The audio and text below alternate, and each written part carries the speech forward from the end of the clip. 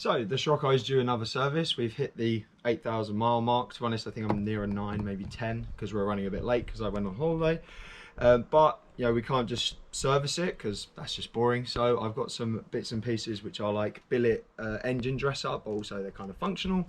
But they're for a Golf GTI. So hopefully, because it's the same engine, it's the EA888 Gen 3. Hopefully they'll fit.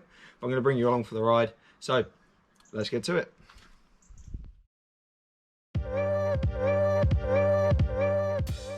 So from Mountune, we got a billet oil cap and a billet oil filter housing, which, as you can see, look pretty sweet.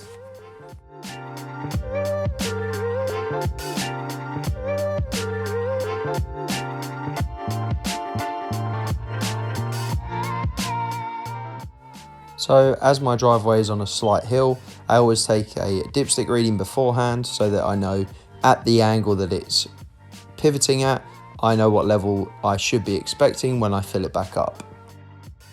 So with the dipstick out, we can start with extracting the oil, and then we can work on adding those billet engine accessories.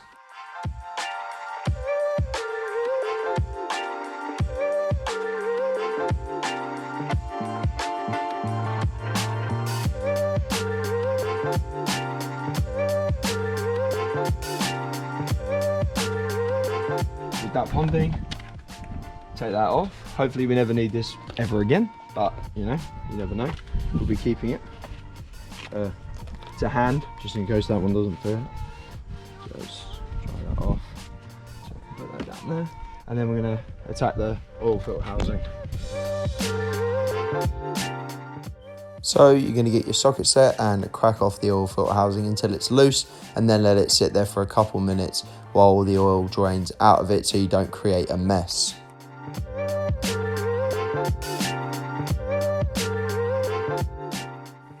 So now we're going to remove the oil filter housing, and as you can see on our new one, we don't have that center rod, so we need to remove the oil filter, remove that rod, and replace the rod into our new billet one. So you want to grab a set of long nose pliers, and essentially you want to be firm, but obviously you don't want to be aggressive with it because you could break it.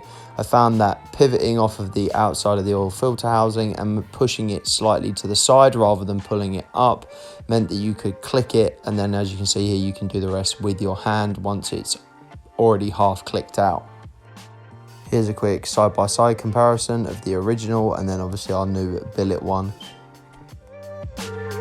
So I pushed and twisted at the same time, but all of a sudden I felt it sort of kink, and I was like, oh, that feels like it's going in the right way. It feels like it's the opposite of when I pulled it out.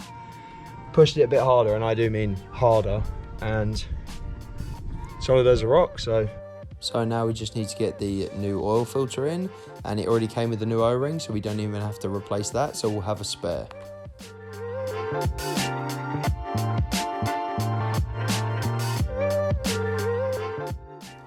It's always worth checking over your oil filter and seeing if there's any debris or metal in it to make sure the health of your engine is still looking good.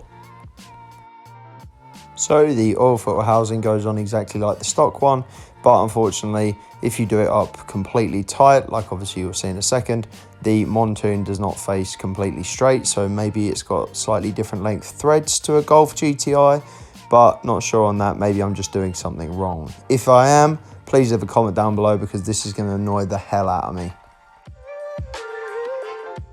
So final steps is remove the oil extractor, put the dipstick back in, top up with oil, and then we can get that nice new oil cap on.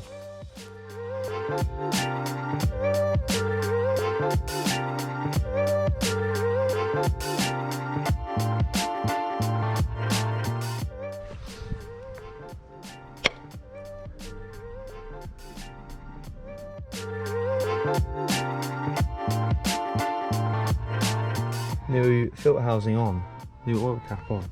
We have taken 1, 2, 3, 4, almost 5 litres of fluid out, and we've put 5 litres of brand new fluid in. So let's run it, fill up the filter housing, make sure it doesn't leak, and then we can top up using the dipstick as required. So mileage stamp first of all, and Start her up.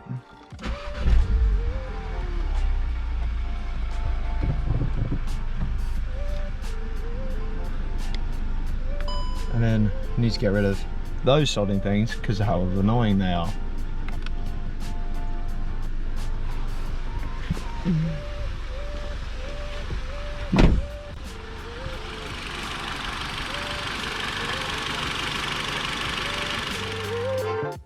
And final step of this process is to check the dipstick one last time, and then you are sorted.